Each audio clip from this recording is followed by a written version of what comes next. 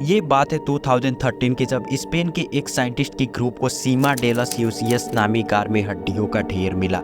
ये हड्डियों का ढेर किसी जानवर के या लुप्त हो चुके डायनासोर्स के नहीं थे, बल्कि इंसानों के थे। चौंका देने वाली बात उस कार का लोकेशन था, जो कि 40 फीट या यूं कहे 13 मीटर गहरा है। इस वीरान गार में इंसानों का रहना तो पॉसिबल नहीं था और कार में कब्रिस्तान होने का कोई सबूत भी नहीं मिलता। तो फिर सवाल ये बनता है कि आखिर इस कार में ये हड्डियों का ढेर बना कैसे होगा। साइंसदानों की खोज करने पर ये मालूम चलता है कि हजारों साल पहले कोई इंसान कत्ल करके लाशों को यहाँ फेंक दिया करता था। आखिर हजारों साल पहले ऐसा क्या हुआ होगा कि ह्यूमन हिस्ट्री में एक इंसान ने पहली बार इतने कत्ल किए होंगे। आज की वीडियो में हम जानेंगे कैसे ये हड्डियां ह्यूमन सिविलाइजेशन के पहली मॉडल को दर्शाते हैं। साइंटिफिक रिसर्च की माने तो इंसान के नेचर को दो तरह से देखा जाता है। एक तरफ थॉमस हॉब्स के नजरिए से देखें तो इंसान हिंसक और क्रूर होते हैं। कुल तरह से इंसानों का इवॉल्व होना एक जंग है एक दूसरे के खिलाफ। वहीं पर दूसरी तरफ जीन जैक्यूस रोusseau की नजरिए से देखें तो इंसान एक समाजवादी प्रजाति है, जो कि सदियों से एक दूसरे की मदद करते चले आ रहे हैं। आखिर इंसानों का असली सच क्या है, ये बहस सदियों से चला आ रहा है।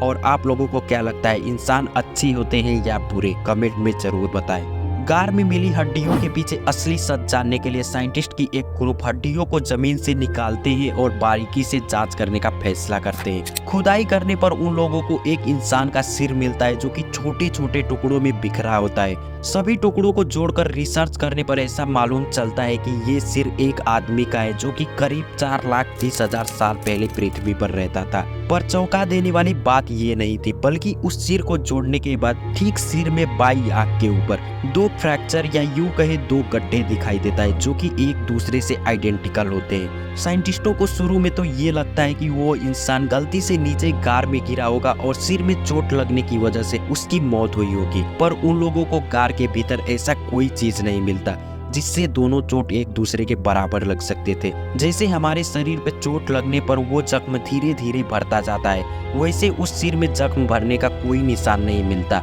इससे ये तो कंफर्म हो चुका था कि उस इंसान की मौत सिर में चोट लगने की वजह से ही हुई है, पर कार के अंदर गिरने से पहले। सिर के फ्रैक्चर की बारीकी से जांच करने पर एक थ्योरी निकल कर आती है कि उस इंसान के सिर पर किसी ने कुल्हाड़ी या तो स्टोन स्पीयर से हमला किया होगा, तब जाके उसकी मौत हुई होगी। कातिल ने पहले तो दाएं हाथ से लगातार उस इंसान के सिर पर कुल्हाड़ी से हमला किया होगा और मौत होने के बाद लाश को गुफा में फेंक दिया होगा। हालांकि उस गार में 28 और डेड बॉडीज मिलते हैं, जिन पे चोट का कोई निशान नहीं होता, सिर्फ उस एक सिर के अलावा। पर साइंटिस्टों को यकीन था कि उनकी मौत गुफा में लाने से पहले ही हुई थी। इतने सारे डेड बॉडीज देखकर सभी को दो पॉसिबिलिटीज दिखाई देते हैं, या तो कोई इंसानों का ग्रुप होगा जिन्होंने इतने कत्ल किए होंगे, या फिर कोई एक अकेला सीरियल किलर। ये सारे मर्डर्स होमो सेपियंस के इवॉल्व होने की करीब 1,30,000 साल पहले किए गए थे। कंकालों की बारीकी से जांच करने पर सभी डेड बॉडीज होमो सेपियंस के शुरुआती प्रजाति के हैं, ऐसा मालूम पड़ता है। इस बात से मालूम चलता है कि किलर अक्सर होमो सेपियंस के शुरुआती प्रजाति को अपना शिकार बनाता था। अक्सर माना जाता है होमो सेपियंस के पूर्वज शिकारी हुआ करते थे और दूसरे इंसानों की प्रजाति से होशियार और शांत स्वभाव के होते थे, पर ये आधी अधूरी सच्चाई है। साइंटिस्टों की माने तो होमो सेपियंस की शुरुआती प्रजाति अपने पूर्वजों की तरह हिंसक और निर्दयी हुआ करती थी। ये बात तो तब कंफर्म होती है जब सेकेंड वर्ल्ड वॉर के दौरान रोम के सीओ प्लोविना नामी कार में इसी तरह इंसानी हड्डियों का ढेर मिलता है। और स्पेन की कार की तरह इस कार में भी एक सिर मिलता है, जिसके ऊपरी भाग में गहरा चोट लगा होता है। उस सिर की कार्बन डेटिंग करने पर पता चलता है कि ये सिर जिस किसी इंसान का था, उसकी मौत करीब 33,000 साल पहले हुई होगी। साइंटिस्टों की लाख कोशिशों के बावजूद भी उस सिर में चोट लगने की असली वजह को बता पाना काफी मुश्किल हो रहा था। और आखिरकार 70 साल बाद एडवांस टेक्नोलॉजी की मदद से उस चोट की वजह को जान पाना आसान हो चुका था। चोट की असली वजह जानने के लिए साइंटिस्टों ने बिल्कुल हड्डी जैसी मटेरियल से आर्टिफिशियल सिर बनाया होता है, और उस सिर को अलग अलग ऊंचाई से नीचे फेंका जाता है और अलग अलग हथियार जैसे बेसबॉल बैट और वॉल्केनिक पत्थर से वार किया जाता है। उस सिर को दो पोजीशन में रखकर वार किया जाता है। एक तो हॉरिजॉन्टल पोजीशन, अगर विक्टिम सो रहा होगा तो उस पोजीशन को दर्शाने के लिए, और दूसरा वर्टिकल पोजीशन में, अगर विक्टिम मर्डर के टाइम खड़ा रहा होगा तो।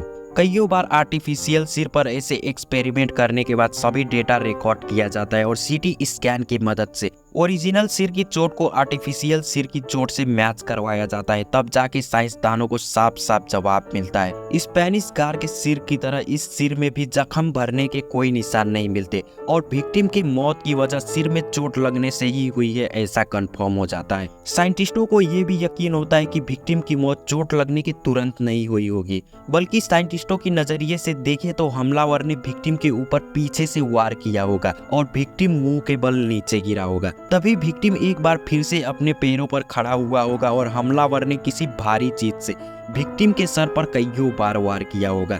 तब जाके विक्टिम की सिर की हड्डियां छोटे छोटे टुकड़ों में बिखर कर ब्रेन के अंदर घुस गए होंगे, तब जाके उसकी मौत हुई होगी।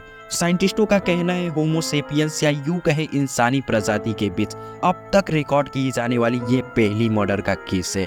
आज के मॉडर्न एज में अक्सर लोग इंसान के हिंसक होने पर मीडिया, वीडियो गेम्स और फिल्मों को दोष देते हैं, पर 4,30,000 साल पहले ये सीरियल किलर ने ना तो ये सब देखा होगा और ना ही कोई वीडियो गेम खेला होगा, बल्कि इंसानों का हिंसक होना इस मसले का जड़ और भी गहरा है। इवोल्यूशनरी बायोलॉजिस्ट का ये भी मानना है कि किसी भी इंसान का हिंसक होना एक नेचुरल प्रोसेस है। हमारे पूर्वजों ने अक्सर जो इंसान कमजोर होते थे, जो इंसान जंग में शामिल होने से कतराते थे, उनको मार दिया करते थे। सिर्फ एक हिंसक इंसान ही जानवरों का शिकार कर सकता था और कबीलों पर अपनी हुकूमत जमा सकता था। इसीलिए जो जिन इंसान के हिंसक होने के लिए जिम्मेदार है वो एक एक जनरेशन करके हम तक पहुंचाए। इंसान स्टोन एज से लेकर मॉडर्न एज तक हिंसक ही रहते आए हैं और आगे भी रहेंगे। इसके बावजूद कुछ इंसानों का विकास एक सोशल एनिमल की तरह हुआ है, जो कि सदियों से एक दूसरे की मदद करते चले आ रहे हैं। इन्हीं इंसानों की मदद से आज ह्यूमन सिविलाइजेशन सुरक्षित और आज की डेट तक मौजूद है।